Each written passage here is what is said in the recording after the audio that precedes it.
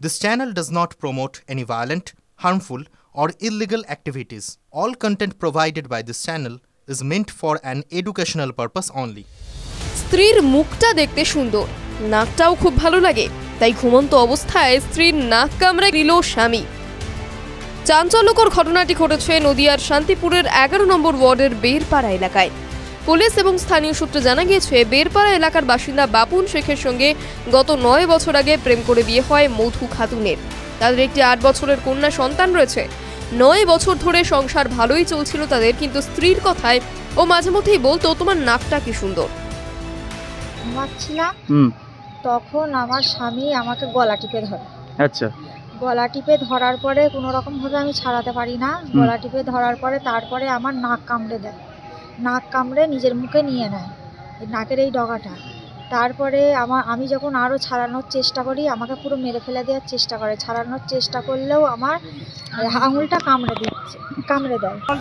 দুটো দরজা ভেঙে ওকে আমি গিয়ে দেখি আমার জামাই ওকে গলা টিপে ধরে আছে, নাক কামড়ে নিয়েছে, নাক দিয়ে রক্ত বার হচ্ছে, আঙুলটা কামড়ে নিয়েছে, রক্তটা দিয়ে আমি ওকে ছাড়াতে, আমাকে আমার জামাই মারতে যাচ্ছে।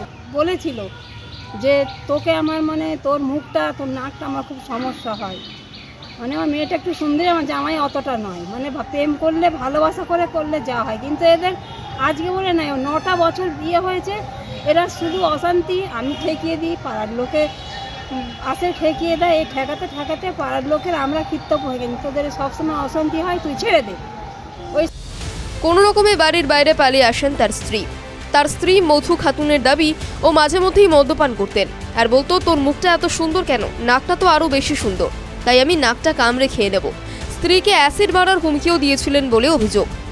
ও প্রায় দিনই বলতো যে নাকটা ভালো, হ্যাঁ নাকটা ভালো, তোর নাক মুখে অ্যাসিড ঢেলে দেবো, নাকটা হচ্ছে কি যে উপড়ে দেবো, এরকম বলতো। আর প্রায় দিনই নেশা করে থাকলে আমার গলা টিপে ধরে মারার চেষ্টা করতো। তবুও আমি নিজেকে বাঁচার চেষ্টা করতাম, কিন্তু সেদিন এমন হয়েছিল আমাকে পুরো হাফ মারাই করে ফেলেছে। আমি অনেক কষ্ট করে আবার মারা গেছিল, দুটো দরজা ভেঙে আমার মা আমাকে বাঁচিয়েছে। তবে অসুস্থ অবস্থায় হাসপাতালে চিকিৎসার পর রবিবার স্ত্রী মধু খাতুন শান্তিপুর থানায় তার স্বামী বাপুন শেখের বিরুদ্ধে একটি লিখিত অভিযোগ দায়ের করেন। অভিযোগের ভিত্তিতে অভিযুক্ত বাপুন শেখকে গ্রেপ্তার করেছে পুলিশ। রবিবার অভিযুক্তকে রানাঘাট আদালতে তোলা হয় পুলিশের তরফে। টিভি9 বাংলা ডিজিটাল।